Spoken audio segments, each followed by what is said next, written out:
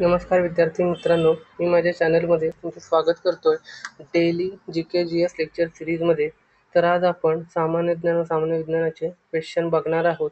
तर त्यामध्ये पहिला क्वेश्चन आहे, असहकार चळवळ महाराष्ट्रात कोणी चालू केली किंवा कोणी पुढे नेली? तर त्याचं उत्तर आहे मित्रांनो, महात्मा गांधी.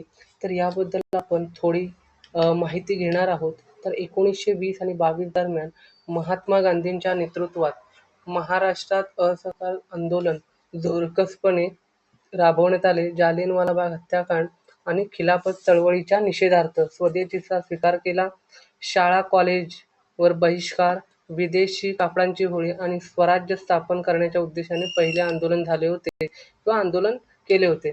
महाराष्ट्रात असहकार आंदोलनाचे प्रमुख वैशिष्ट्य आपण लक्षात ठेवायचे किंवा वाचून घ्यायचे. त्याच्यात नेतृत्व महात्मा गांधी यांनी केलंय. बहिष्कार टाकला होता. कुठे? शाळा, महाविद्यालय, न्यायालय या ठिकाणी बहिष्कार टाकला होता. महाराष्ट्रातील विद्यार्थ्यांचा या आंदोलनात मोठा वाटा होता. विद्यार्थी मोठ्या प्रमाणावर होते, ते हे लक्षात ठेवायचे.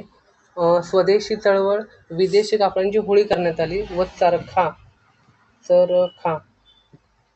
सारख्या वापर, स्वदेशी वस्तूंचा वापर, खादीचा वापर वाढवण्यात आला. लोकसहभाग यामध्ये हे आंदोलन केवळ शहरापुरते मर्यादित नव्हते, तर ग्रामीण भागात बऱ्यापैकी मोठ्या प्रमाणात पसरले. महाराष्ट्रातील आंदोलनाचे परिणाम काय? जन आंदोलन. या आंदोलनाने काँग्रेसला सामान्यांपर्यंत पोहोचवले आणि राष्ट्रीय चळवळीत जनसामान्यांचा सहभाग वाढला होता.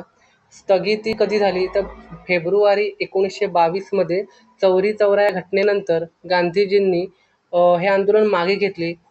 चौरी चौरा या घटनेमध्ये तिथे हिंसाचार झाला होता आणि महात्मा गांधींना अहिंसेच्या तत्वावर शांतपणे आपलं स्वतंत्र मिळवायचं होतं. तर त्यामुळे फेब्रुवारी 1922ला चौरी चौरा घटना झाल्यानंतर गांधीजींनी हे आंदोलन मागे घेतले किंवा थांबवले होते. परंतु महाराष्ट्रात ब्रिटिश सरकार विरोधी भावना तीव्र झाली होती. त्याच्यानंतर महाराष्ट्रात या आंदोलनाचा मोठा प्रभाव पडला व स्वातंत्र्य लढ्यातील एक महत्त्वाची किंवा नवी दिशा मिळाली, ज्याचा फायदा पुढील सविनय कायदेभंगाच्या चळवळीत झाला. ओके, दुसरा क्वेश्चन आपण बघणार आहोत. तर त्याआधी माझ्या चॅनलवरचे व्हिडिओ तुम्हाला आवडत असतील तर लाईक, सबस्क्राईब करा आणि शेअर करा. पुढचा क्वेश्चन आहे मित्रांनो, सातारा राज्य कोणी स्थापन केले? तर सातारा राज्य हे उत्तर सोपं आहे, छत्रपती शाहू महाराज यांनी स्थापन केलं होतं. तर सातारा राज्याविषयी, संस्थानाविषयी किंवा राज्याविषयी थोडी माहिती. छत्रपती शाहू महाराज यांनी 12 जानेवारी 1708 रोजी स्थापना केली होती सातारा संस्थानाची किंवा राज्याची. 12 जानेवारी 1708. छत्रपती शिवाजी महाराजांचे नातू असलेल्या शाहू महाराजांनी आपला राज्याभिषेक करून घेऊन सातारा ही मराठा साम्राज्याची राजधानी बनवली आणि राज्यकारभार चालू केला. याच्यात महत्त्वाचे मुद्दे काय आहेत? तर संस्थापक होते छत्रपती शाहू महाराज. स्थापना वर्ष 1708 होतं. स्थापना 1708 रोजी झाली आहे. आणि राजधानी कोणती होती? तर सातारा ही राजधानी होती. प्रशासकीय केंद्र सातारा हे छत्रपती शिवाजी महाराजांचे वंशज भोसले घराण्याच्या अंतर्गत मराठा साम्राज्याचे प्रमुख केंद्र बनले. आणि 1818चे अँग्लो मराठा युद्धानंतर ब्रिटिशांनी सातारा संस्थान ताब्यात घेतलं होतं. कधी? तर 1818ला ताब्यात घेतलं, जे नंतर 1849 मध्ये डॉक्ट्रिन ऑफ लॅप्स खालसा धोरणद्वारे ब्रिटिश साम्राज्यात विलीन करण्यात आले. नेक्स्ट क्वेश्चन बघा. तिसरा क्वेश्चन आहे, इंग्रजांनी पुणे कधी जिंकले? तर या प्रश्नाचं उत्तर आहे मित्रांनो, 1818 रोजी जिंकले होते. इंग्रजांनी पुण्याचे शनिवारवाडा नोव्हेंबर 1817 मध्ये जिंकले होते. कधी? नोव्हेंबर 1817. इंग्रजांनी पुणे शनिवारवाडा नोव्हेंबर 1817 जिंकले आणि तेथून मराठा सत्ता कमकुवत झाली. 17 नोव्हेंबर 1817 रोजी ब्रिटिश सैन्याने पुण्यावर ताबा मिळवला आणि पेशव्यांचे राज्य संपुष्टात आणले. मुख्य घटना 1717 ते 1718 मधील तिसऱ्या इंग्रज मराठा युद्धाचा हा एक भाग होता, ज्यानंतर इंग्रजी सत्ता महाराष्ट्रात प्रस्थापित झाली. तर याचं उत्तर नोव्हेंबर 1817 सुरुवात झाली होती पुणे ताब्यात घ्यायला आणि पुणे सर्वार्थाने पूर्णपणे जिंकले 1818 इंग्रजांनी. तर हे लक्षात ठेवायचं आहे. त्याच्या पुढचा परिणाम काय झाला आहे, या विजयानंतर पुण्याचे महत्त्व कमी झालं आणि मुंबई इलाक्याचा तो एक भाग बनला. चौथा प्रश्न, नेक्स्ट क्वेश्चन आपण बघणार आहोत. मराठा साम्राज्याचा शेवटचा संस्थापक कोण होता? तर कोण होता? बाजीराव दुसरा हे मराठा साम्राज्याचे शेवटचे पेशवे होते. मराठा साम्राज्याचे शेवटचे पेशवे श्रीमंत बाजीराव दुसरे यांचा कार्यकाळ बघा 1795 ते 1818 हा होता कार्यकाळ. 1795 ते 1818. महत्त्वाची माहिती काय आहे याच्यामध्ये? नाव काय आहे? श्रीमंत बाजीराव दुसरे रघुनाथराव पेशव्यांचे पुत्र होते. कालावधी 1795 ते 1818. ऐतिहासिक महत्त्व काय? बाजीराव दुसऱ्याने 1802 मध्ये ब्रिटिशांशी कुठला? 1802 मध्ये ब्रिटिशांशी बेसिनचा तह केला होता. हा लक्षात ठेवायचा आहे. 1802 मध्ये बेसिनचा तह केला होता, हे लक्षात ठेवायचंय. बेसिनचा तह केला होता, लक्षात ठेवा. मराठा साम्राज्याचा 1818 मध्ये मराठा साम्राज्याचा पराभव झाल्यावर पेशवेपद समाप्त झाले. बाजीराव दुसरे हे भट घराण्यातील आणि मराठा इतिहासातील 13वे व अंतिम पेशवे मानले जातात. पाचवा प्रश्न, नेक्स्ट क्वेश्चन बघा. पेशवा बाजीराव पहिला याचा मृत्यू कुठे झाला? तर रावेरखेडी या ठिकाणी यांचा मृत्यू झालेला आहे. मृत्यूचा दिनांक आहे 28 एप्रिल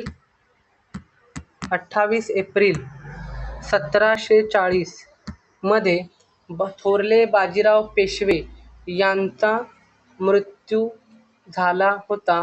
हे ठिकाण कोणतं आहे? मध्य प्रदेशातील नर्मदा नदीच्या काठावरील रावेरखेडी या ठिकाणी झाला. तिथेच त्यांची समाधी सुद्धा आहे.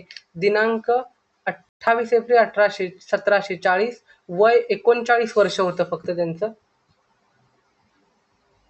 स्थळ रावेरखेडी, जिल्हा खरगोन, मध्य प्रदेश.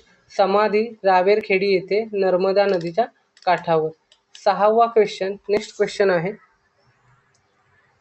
छत्रपती शाहू महाराज कोणाच्या कैदेत होते? तर औरंगजेबाच्या कैदेत होते. संभाजी महाराजांच्या मृत्यूनंतर म्हणजे 1689 नंतर संभाजी महाराजांच्या हत्येनंतर शाहू महाराज, आई येसूबाई आणि इतर नतलगांना औरंगजेबाने कैद केले होते. किती वर्ष कैदेत होते शाहू महाराज? तर 17 वर्ष टोटल. 1689 पासून 1689 ते 1707 म्हणजे औरंगजेबाचा मृत्यू होईपर्यंत शाहू महाराज हे कैदेत होते. औरंगजेबाने त्यांचं नाव शिवाजी होतं ते बदलून शाहू ठेवले आणि सुटका औरंगजेबाच्या मृत्यूनंतर 1707 नंतर त्यांची सुटका झाली. पानिपतचं युद्ध आहे. नेक्स्ट क्वेश्चन, छत्रपती संभाजी महाराजांना कोणी पकडले होते? तर लक्षात ठेवा, मुकरब खान याने पकडले होते. हा सोपा क्वेश्चन आहे. नेक्स्ट क्वेश्चन बघूया. शिवाजी महाराजांनी सुरतेवर किती वेळा हल्ला केला होता? तर 2 वेळा हल्ला केला होता, हे लक्षात ठेवा. पानिपतच्या युद्धात मराठ्यांचे नेतृत्व कोणी केले? तर सदाशिवराव भाऊ यांनी मराठ्यांचे नेतृत्व केले होते. पानिपतची तिसरी लढाई, तारीख लक्षात ठेवा, 14 जानेवारी 1761. मराठा सैन्याचे मुख्य नेतृत्व सदाशिवराव भाऊ यांनी केले होते. या लढाईत त्यांच्यासोबत कोण कोण होते लक्षात ठेवा. विश्वासराव पेशवे होते. हे कोण? बाळाजी बाजीराव पेशवे यांचे पुत्र आणि महादजी शिंदे, मल्हारराव होळकर, इब्राहिम खान गारदी यांच्यासारखे प्रमुख सरदार होते. ओके, 10वा क्वेश्चन आहे. 10वा क्वेश्चन, पानिपतचे तिसरे युद्ध कोणत्या वर्षी झाले? याचं उत्तर सोपं आहे, 1761 ला झालं होतं पानिपतचे तिसरे युद्ध. तारीख लक्षात ठेवा, 14 जानेवारी 1761 ला झालं होतं. कुठे झालं? हरियाणातील पानिपत या ठिकाणी. कोणामध्ये झालं?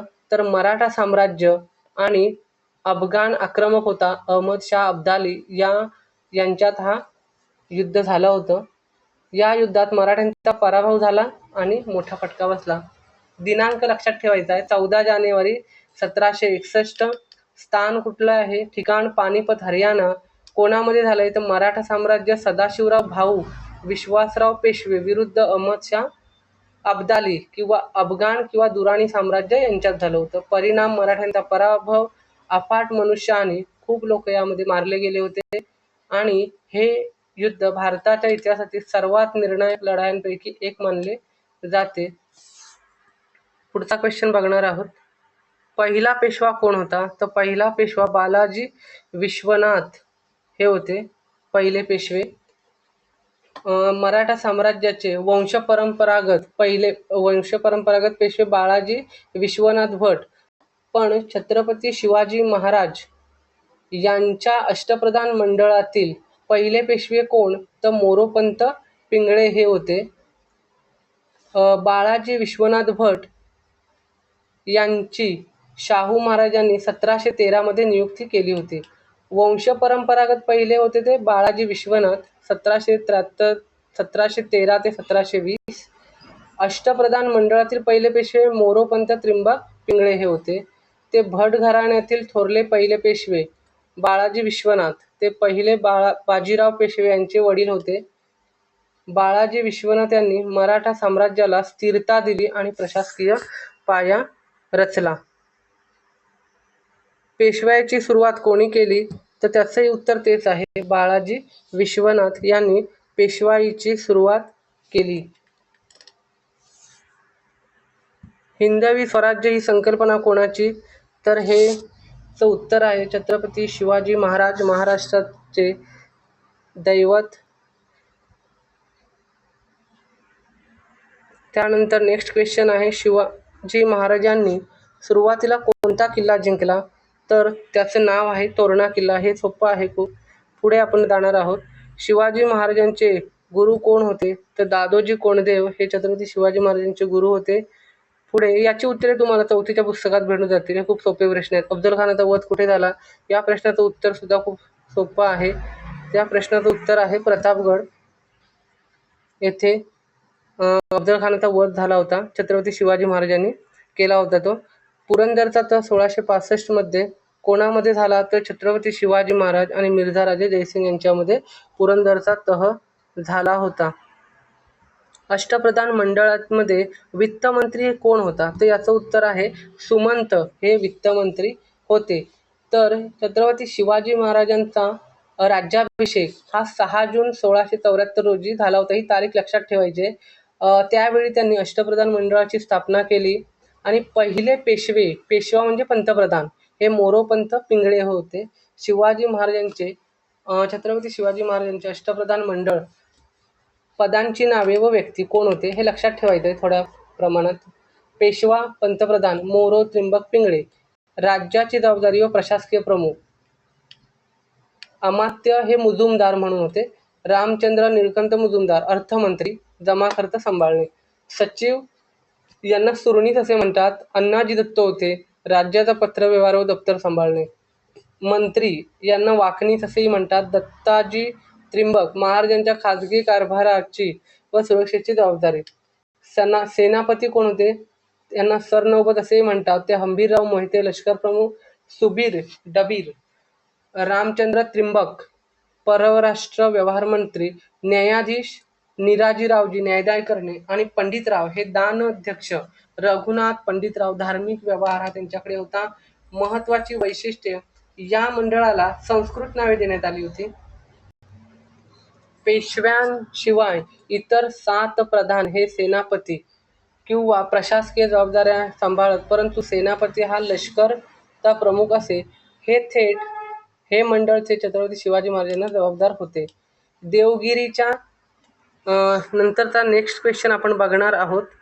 त्याच्यामध्ये शिवाजी महाराजांचा राज्याभिषेक कोणत्या वर्षी झाला?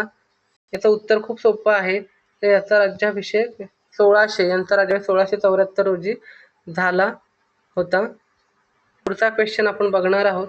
शिवाजी महाराजांचा जन्म कोठे झाला होता? तर शिवनेरी. हे उत्तर खूप सोपं आहे. शिवनेरी या किल्ल्यावरती पुणे येथे झाला होता. पुढचा क्वेश्चन, देवगिरीचे यादव राजाचे शेवटचे राजा कोण होते? तर याचं उत्तर आहे हरपाल देव हे होते. हरपाल देव हे देवगिरी यादव वंशाचे शेवटचे राजे होते. देवगिरीच्या यादव वंशाचा शेवटचा प्रभावी राजा कोण होता? तर तो राजा रामचंद्र रामदेव राय यांचा कार्यकाळ लक्षात ठेवा. 1291 ते 1309 किंवा 10 हा होता. तथापि दिल्ली सल्तनतच्या आक्रमकांना तोंड देत या वंशाचा पूर्णपणे ऱ्हास होण्यापूर्वी अंतिम काळात हरपाल देव याने विरोध केला, ज्याचा 1318 अल्लाउद्दीन खिल्जीच्या सैन्याकडून पराभव झाला. कोणाचा? हरपाल देव यांचा. तर या प्रश्नाचं उत्तर आहे देवगिरीचे यादव वंशाचे शेवटचे राजा हे हरपाल देव होते. एलोरा येथील कैलास मंदिर कोणी बांधले? तर कोणी बांधलेलं आहे एलोरा येथील कैलास मंदिर? हे राष्ट्रकूट यांनी बांधले होते. तर याबद्दल आपण थोडीशी माहिती घेऊ. एलोरा किंवा वेरूळ येथील प्रसिद्ध कैलास मंदिर राष्ट्रकूट घराण्यातील राजा कृष्ण पहिला याने बांधले होते. मंदिराविषयीची माहिती किंवा खास वैशिष्ट्य लक्षात ठेवा.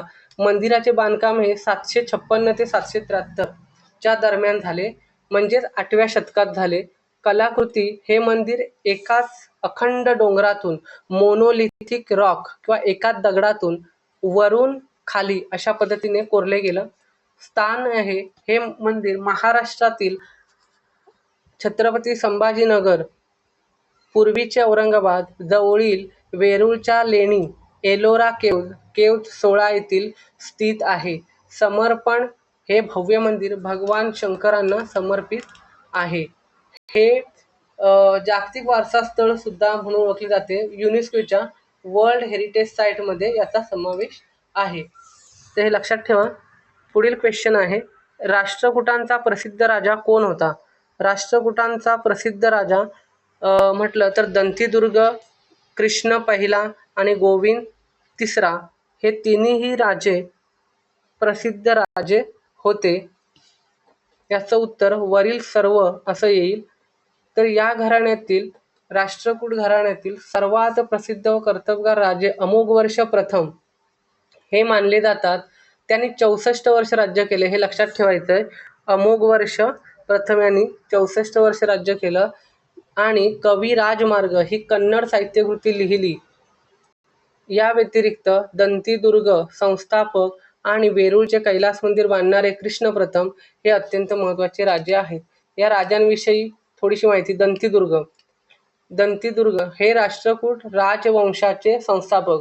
तर राष्ट्रकूट राजवंशाचे संस्थापक म्हणून दंतीदुर्ग हे नाव लक्षात ठेवायचं, ज्यांनी बदामीचे चालुक्य यांचा पराभव करून साम्राज्याची पायाभरणी केली.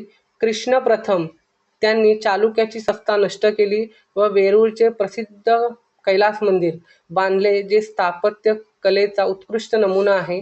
त्यानंतर गोविंद तिसरा हे अत्यंत पराक्रमी राजे होते, ज्यांनी उत्तर भारतात प्रतिहार व पाल राजे यांचा पराभव करून राष्ट्रकूट साम्राज्याचा विस्तार केला.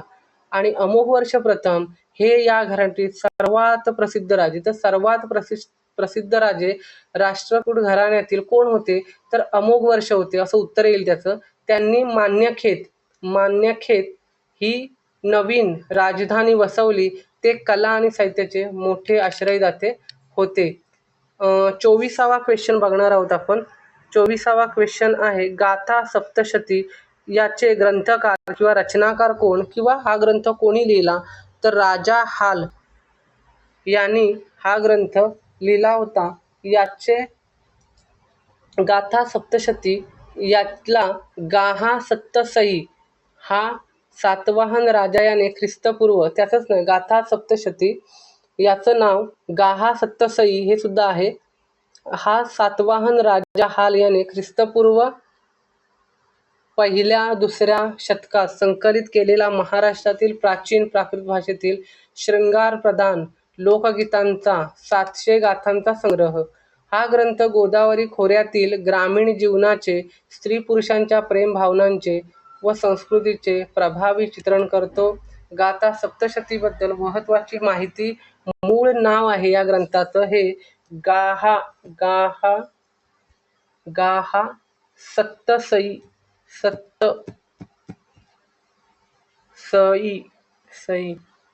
सप्तसई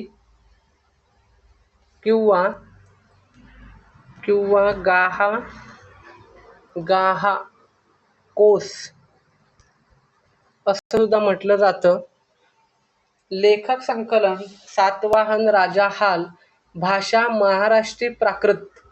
स्वरूप काय होतं? हे 700 किंवा सप्तशती शृंगार प्रधान भावनिक आणि ग्रामीण जीवनावर आधारित गाथांचे, कवितांचे संकलन आहे.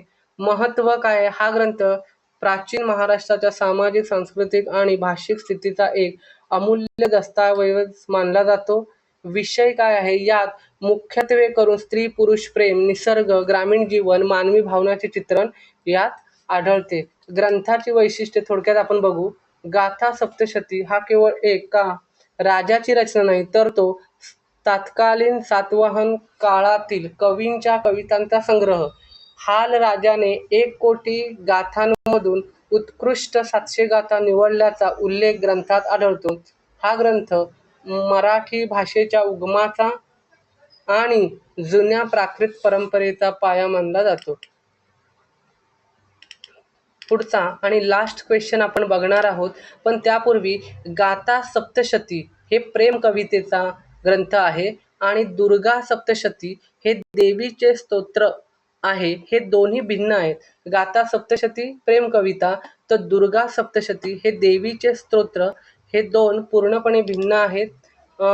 25 सातवाहन राज्यांची 25वा क्वेश्चन आपण बघणार आहोत. त्याच्यामध्ये आपण काय म्हणणार? सातवाहन साम्राज्याची राजधानी कोणती होती? तर त्याच्यामध्ये सातवाहन राजांची राजधानी ही पैठण ही होती. तर त्याविषयी थोडी माहिती घेऊ. सातवाहन साम्राज्याची मुख्य राजधानी प्रतिष्ठान म्हणजे सध्याचे पैठण, महाराष्ट्रामधील औरंगाबाद जिल्हा येथे सातवाहनांचा उदय महाराष्ट्रात झाल्यामुळे पैठण हे त्यांच्या सत्तेचे केंद्र. या व्यतिरिक्त अमरावती, धारणी कोटा हे देखील त्यांचे महत्त्वाचे प्रशासकीय व राजकीय केंद्र होते. सातवाहन राजधानीविषयी प्रमुख राजधानी प्रतिष्ठान पैठण गोदावरी नदीकाठी. अन्य महत्त्वाची केंद्रे जुन्नर पुणे जिल्हा सुरुवातीच्या काळात आणि अमरावती आंध्र येथे. संस्थापक राजा सिमुख हा होता. भाषा व संस्कृती प्राकृत भाषा आणि ब्राह्मी लिपी.